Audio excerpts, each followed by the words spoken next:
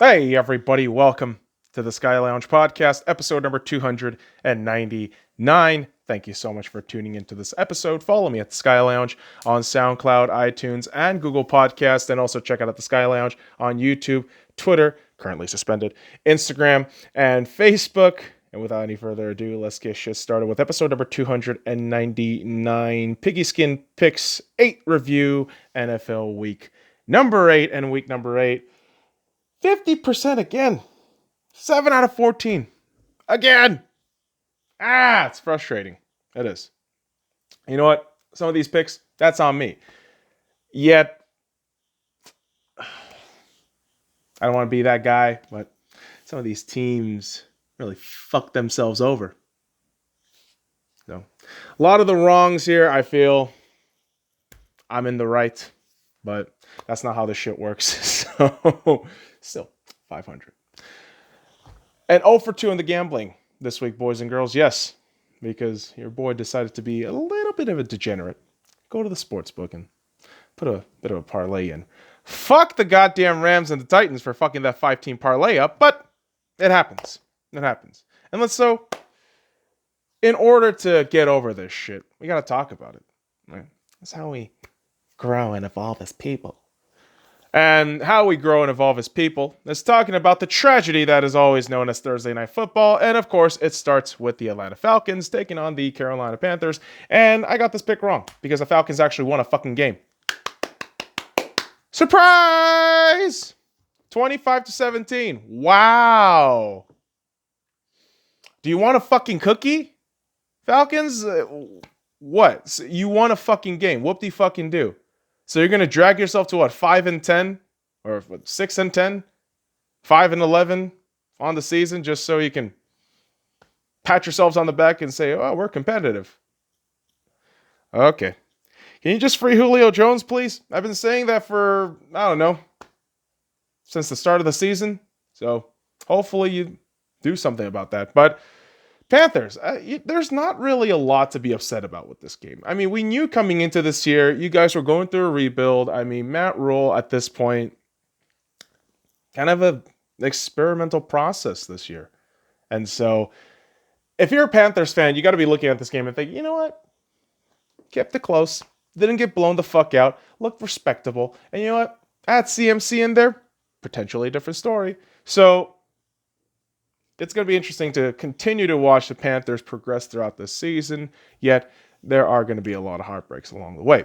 Now, along the way, we do have some Sunday morning games after Thursday, because Thursday, Friday, Saturday, Sunday, that's how the days of the week work. So some asshole decided to make weeks.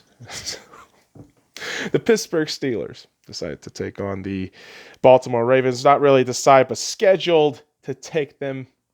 You know, they had that whole fucking kung flu shit and everything all fucking moved around. But the Steelers took on the Ravens, and I did get this pick wrong because Steelers actually won the game to go 7-0. And I got to be honest about the Steelers. As good as you look on paper with the 7-0 record, with the way Big Ben is playing on paper, I have no confidence in the Steelers moving forward. Some way, somehow, man. I mean, I see the imminent implosion from the distance.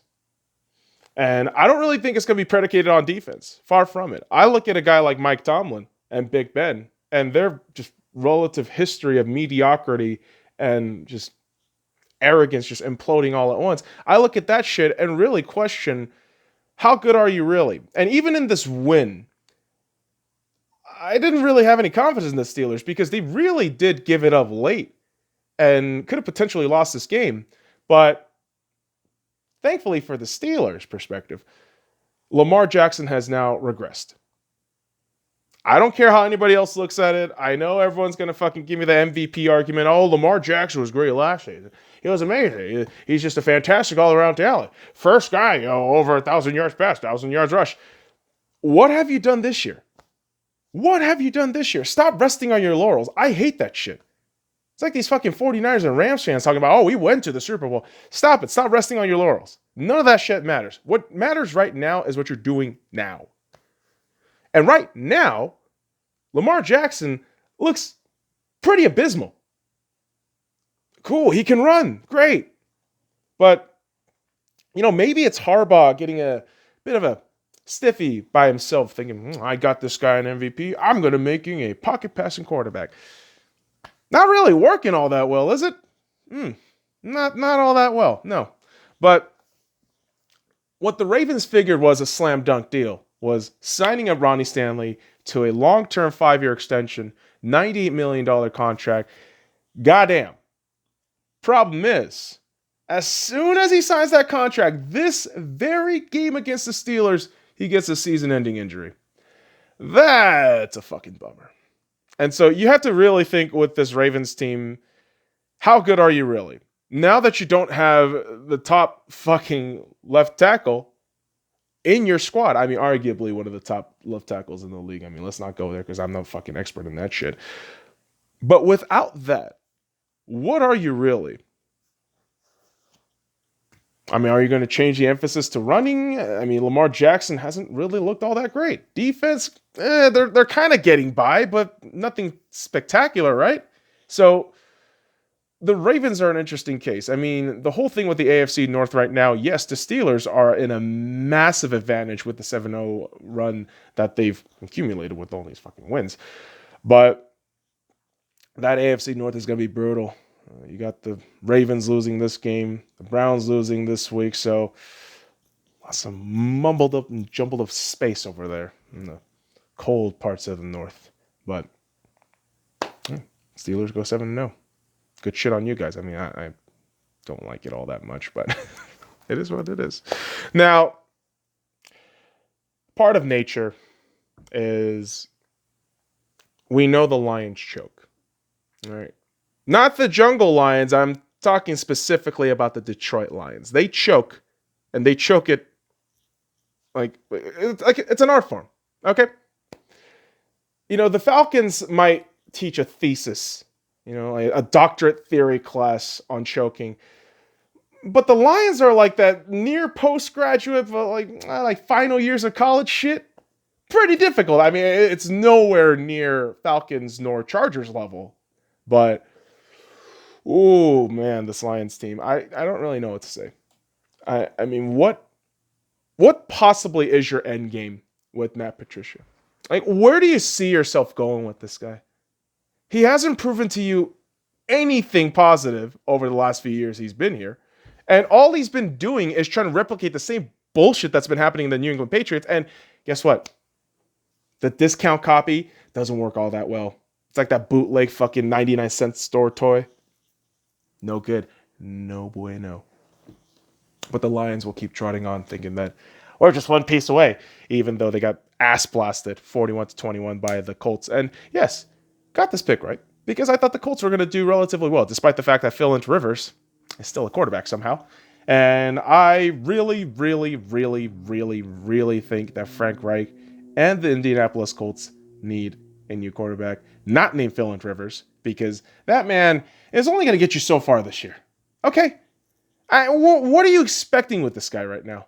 Do you expect to go into the playoffs and get ousted in the first week? Because that's what's going to happen. You're not going to take the division lead. At this point, you're probably not, because of the way the Titans are playing. But trying to rely too much on Phil Rivers only ends in heartbreak. I mean, ask the Chargers. They've done that for like damn near 2 fucking decades. So good luck. Oh, and speaking of luck, Packers had none of that shit.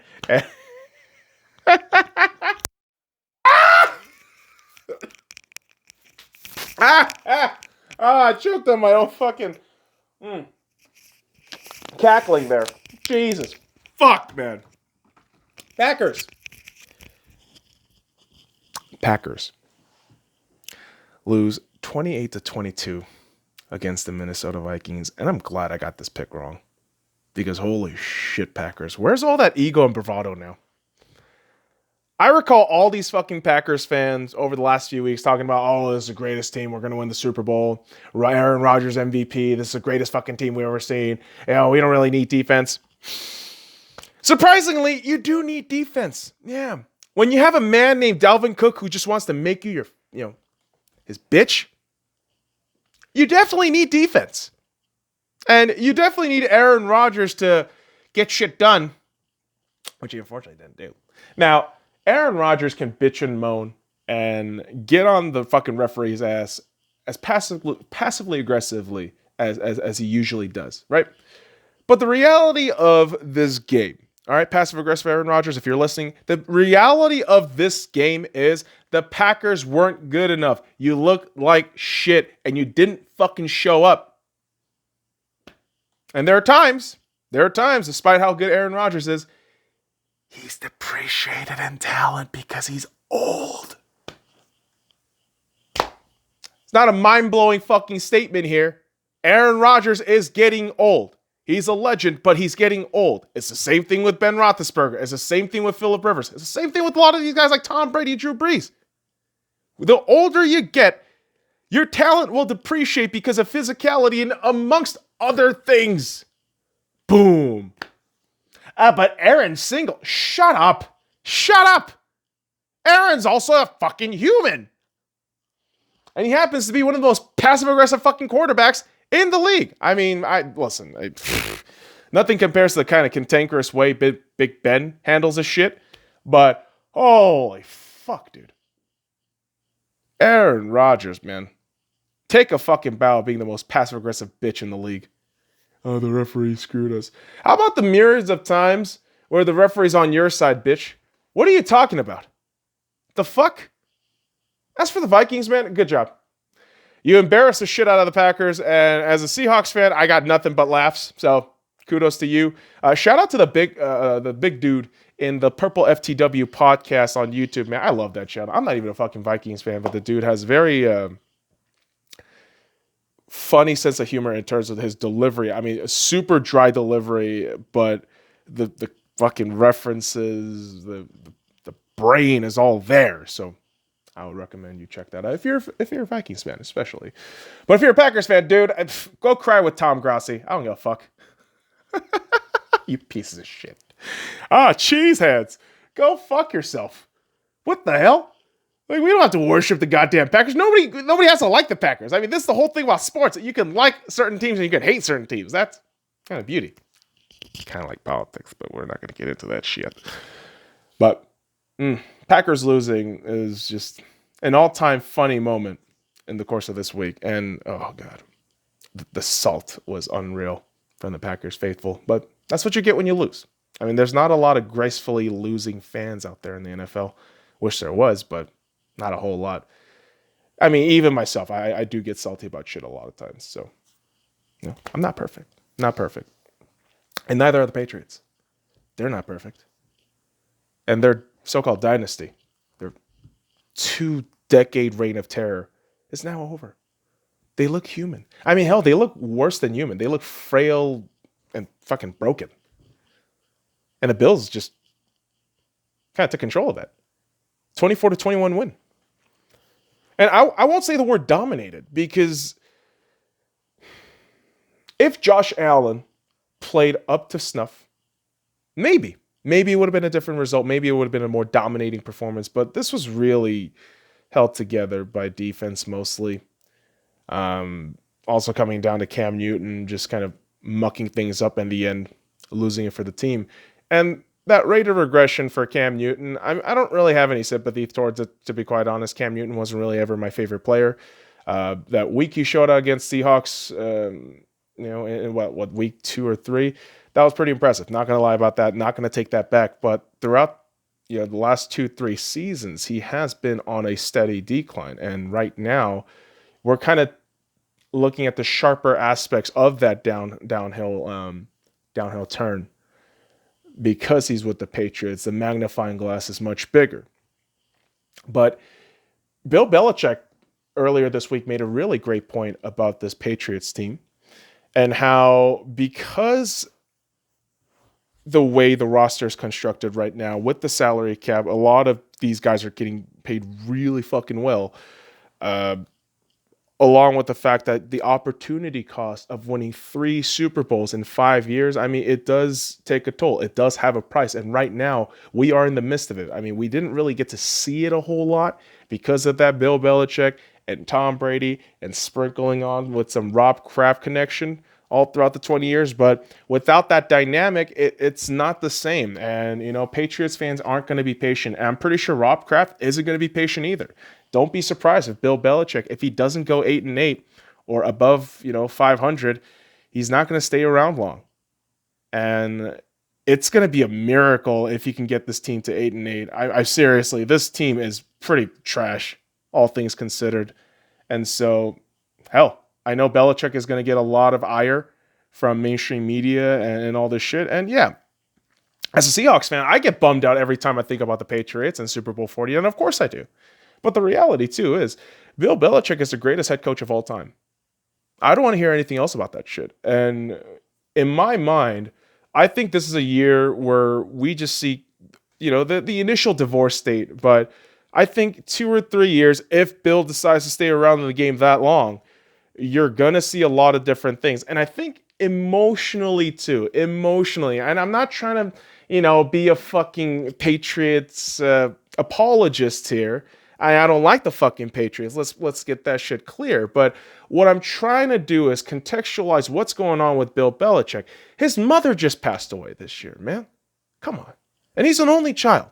As an only child, was lost his fucking dad 2 years ago. I get that feeling of loss in family. It sucks. It's brutal. And I'm pretty sure a guy like Bill Belichick, he was probably close to his mother. That's just only my guess. I don't know for sure. Maybe he was close with his father. Maybe he was close with both his parents. Who the fuck knows? But that kind of loss takes a toll on a man. And so, we always give these fucking excuses to all the players and all this shit for like the most minute bullshit. Like, oh my God, he got caught in the traffic. Like, what a fucking sad thing. But this head coach's mother fucking died this year, dude. All right? So, like, can you get him a little bit of break? Say like, oh, Tom Brady won this divorce. Bullshit. Tom Brady is just surrounded by noise right now. The real shit going down is how Bill Belichick is going to transform this team from 2020 into 2021. That's the more interesting narrative that no one's really picking up on. And probably except Patriots fans. Like, kudos to you guys. If you do stick around through the tough spot, God, are you really going to complain about this tough spot? You won 3 Super Bowls in 5 fucking years throughout the last 10 years. Come on, man. What are you really going to complain about? But if you do stick around, kudos to you guys. But I know for the Bills faithful, this has been a long time coming. This feeling of finally getting over that hill, finally slaying that division giant feels great. I mean, it's been a long time since they beat the Patriots. So for the Bills, I mean, again, Josh Allen looks really mediocre so far. And that flash in the pan first 4 weeks just kind of seems like an illusion at this point. So we're not sure how the Bills are going to pick things up, but I can only imagine their defense is still going to be top notch. But this is really going to be dependent. This Bills success team is going to be heavily dependent on Josh Allen. If Josh Allen doesn't figure it out, you're probably going to have another wild card exit like last season. And that was pretty fucking brutal because you were just 50-50. Josh Allen. It was just absolutely nuts what I was watching in that wild card game. So figure it out, Bills. Now, next game. The Tennessee Titans taking on the Cincinnati Bengals. And I got this pick wrong because the Bengals came out with a surprise 31-20 win. And you know what? Credit to the Bengals. I call them Bungles all the time, but credit to the Bengals because Joe Burrow looked excellent. 26 passes on 37 attempts, 249 yards, 2 touchdowns. He's a field general. He is going to make this, Bengals team more respectable. Hopefully the team pays him back with, a line protection, some fucking weapons on the receiving end, a running back or two to make sure that he doesn't have to carry all the load of the offense, making sure that the defense is actually stable and consistent enough so that Joe Burrow has enough attempts to get on offense. But we're just talking semantics here. We're just talking specifics. But Bengals, seriously, help this kid out. For the love of God, Mike Brown, stop being a stupid piece of shit. Figure this fucking team out. Help Joe. Help Joe, please. Now, the Titans definitely needed help, but it wasn't on offense. I think on offense, you're seeing a pretty damn decent Titans team playing okay, not great. I mean, listen, Derrick Henry, 112 yards on 8 attempts, 1 touchdown. That's pretty damn impressive.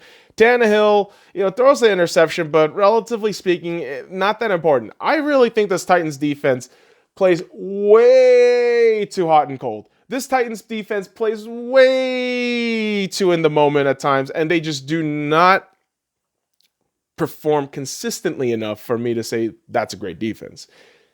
That's a very suspect defense. Now, if Vrabel can tighten that shit up, they are going to go back to the AFC Championship. I really still do feel that. But this game against the Bengals just kind of highlighted, I guess, the kind of meekness of this defense in the Titans. But that could be just me. But I don't see the Titans, falling off too much off of this. But we've seen weirder things happen. And unfortunately, the weird thing that has happened on Sunday was the Browns losing. 16-6 against the Las Vegas Raiders. Now, the only touchdown comes in the form of Derek Carr very late in the game. And I think that's a good testament to how good both teams' defenses were. And on the day, Derek Carr, compared to Baker Mayfield, was the better quarterback, relatively speaking. But I would still say, Baker's not terrible and Derek Carr isn't a world beater. But, they're still good enough quarterbacks, right? But on the day, Baker wasn't good enough. And that's a bummer to say. I am a Baker Mayfield fan, but you got to call out what, a mistake is. And very subpar game from Baker Mayfield. And I honestly look at Kevin Stefanski and think, 16 attempts for Kareem Hunt doesn't seem like enough. On a day where you feel this Raiders defense is just kind of getting at you, maybe mix it up a little bit. But that's just me talking, kind of as an emotional part to defend and deflect for Baker Mayfield. But what I definitely see in these two teams is two teams just clawing at that potential wild card spot, and best of luck to both of them, man. I think the Raiders definitely need that boost, especially the team coming into Las Vegas, new city. As for the Browns, come on, man. You need a playoff appearance. You need something to bolster the fans for the future. You need some sort of positivity injected into this fan base. And thankfully, you do have fans in Cleveland right now watching the games, and so at least they get to see their teams live. But you guys need to get to a playoff spot. You really do. I hope the best for the Browns. I do.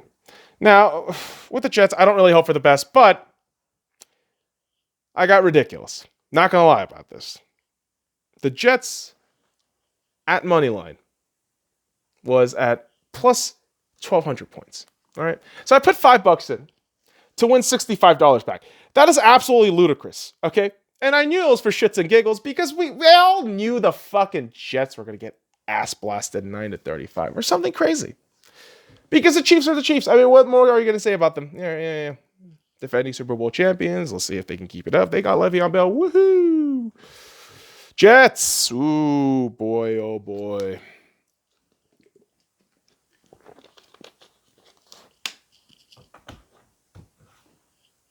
I don't really have much to say about the Jets. Every time I watch them or look at them, I think, you're a team? You don't belong in Jersey, man. I feel like you belong kind of in the middle of the ocean where no one should watch you, ever. How is Adam Gase still a head coach? I'll never understand. NFL politics. Absolutely ridiculous. Let's just come swap all these shitty HUD coaches all around and get no results and still stick with them. All right, Jets. All right.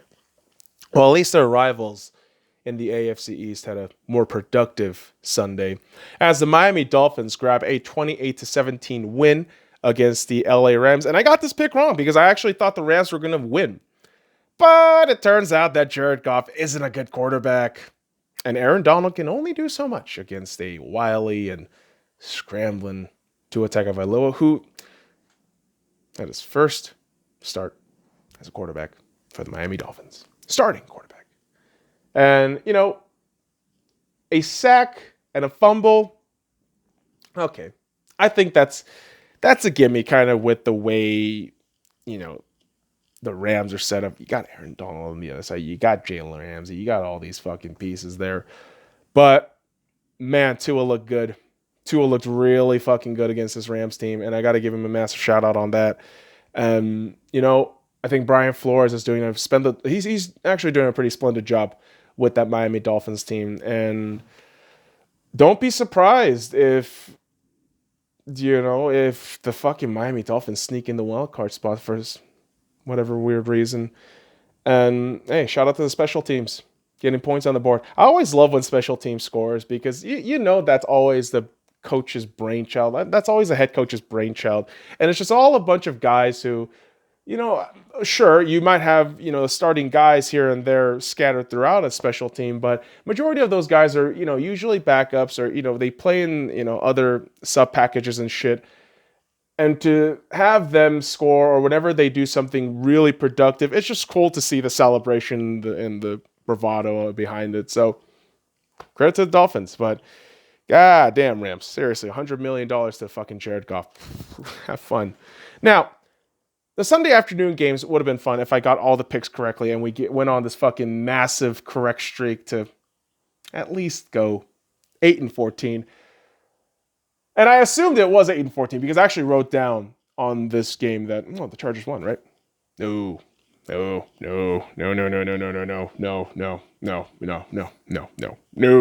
Chargers did not win. The Chargers fucking lost by 1 point. Last second of a game. Where have we heard this from? I don't know, almost every fucking year in any fucking Chargers game. I will say this, though. A 31-30 win for the Denver Broncos. You guys are some fucking scrappy bastards. I got to respect you on that shit. My goodness. Just fighting back. No one really counts on you, but you still get shit done. A lot of your guys are still in the hospital injured, but pushing through. I like that. And you embarrass the Chargers. Isn't that lovely? Oh, boy. Justin Herbert looks good. I mean, I will admit, I was probably a little bit hasty with that doubting of Herbert initially, but he's starting to look really good. And we'll see how he continues to progress in this kind of dumpster fire of a team in the Chargers because I don't care how good they are, they'll always find a way to fucking shoot themselves in the foot because that's the LA Chargers. Yeah, or the San Diego Chargers. Because that's where you actually belong, not LA, because no one's going to glom onto your fucking shitty-ass brand. No one asked for it, but keep living in your delusions, Spanos. Keep living in that shit, because that's just paying dividends, right? All right. Now, the New Orleans Saints took on the Chicago Bears and won. And I got that pick correct. But when you look behind the optics of this game, you realize that these are two really just shitty teams. Probably the second best in their division, in their respective division. The New Orleans Saints edge out the Chicago Bears 26-23 in overtime. And yeah. I don't really know what to say about the Bears at this point.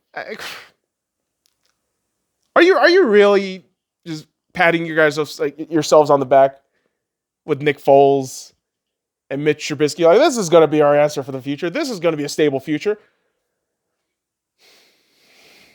Okay. All right. You had that little fucking punchy episode, which happened because your receiver has trouble with mouth guards and a Saints offender. I don't know. I don't give a shit, honestly. Because, again, two second-place division teams who are probably going to sneak into the wild card spot and get ass blasted by a better team. Straight up. And yeah, I don't really know what else to say about the Saints either. You got an arrogant fucking prick in Sean Payton. You got AARP, Drew Brees. And you got prima donna cuntbag, Michael Thomas. What good is going to happen here? Probably a whole lot of nothing. But, this is how mainstream media and the sports world works. They're always going to fucking glom onto the old narratives. The old stars. Oh, Drew Brees. Fantastic. Aaron Rodgers. But that's not the case, is it? No. The Bears are shit. The Saints are shit. And they're probably going to get cream pied by the wild card game. So good luck. Good luck with that shit.